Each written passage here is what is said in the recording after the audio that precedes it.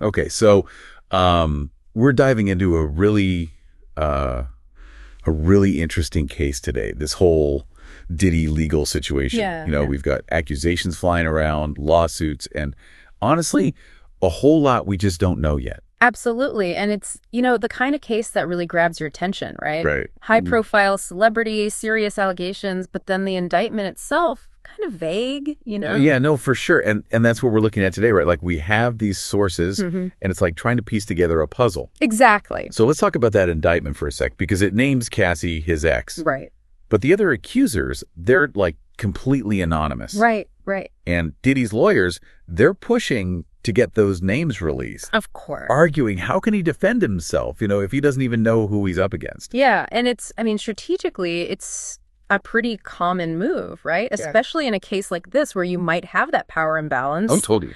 It's meant to protect the accusers, prevent intimidation, and maybe even encourage other people to come forward because they see that they can stay anonymous, at least at first. Right. It gives them that sense of security that, hey, I can come forward with my story without the whole world knowing right off the bat. Exactly. But then you have Diddy's side saying, hold on, how can I defend myself against accusations from, who knows how long ago, from people I don't even know? Exactly. And that's where it gets really, really tricky. Yeah. Because, he's out there saying he's had plenty of consensual relationships, right, implying maybe some of these accusations aren't what they seem. Maybe there's a financial motive, or maybe they're just not true. Yeah. And that's the tightrope the court has to walk. Right.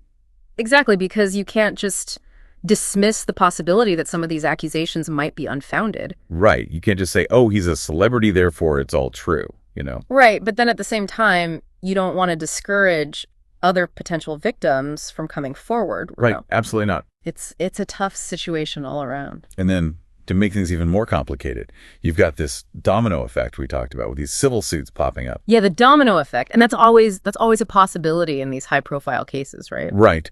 Because is it a case of, okay, now other people feel empowered, seeing the initial accusations? Or is it like, are some people seeing dollar signs and jumping on the bandwagon? That's the $1 million question, right?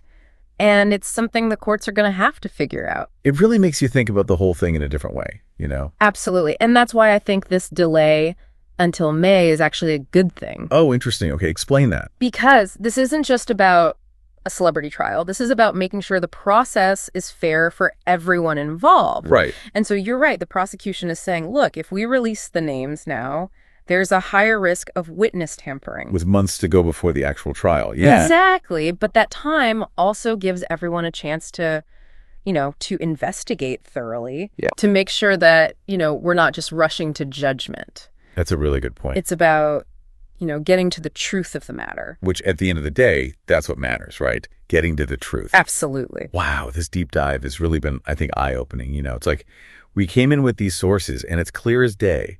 This is so much bigger than just a headline. It always is. It makes you think, how do we balance protecting accusers while still making sure everyone gets a fair trial? How do we tell the difference between, a pattern of behavior versus just isolated incidents? And I think you hit the nail on the head earlier. How do we as a society make sure that everyone has a voice and that justice is served no matter who you are, celebrity or not?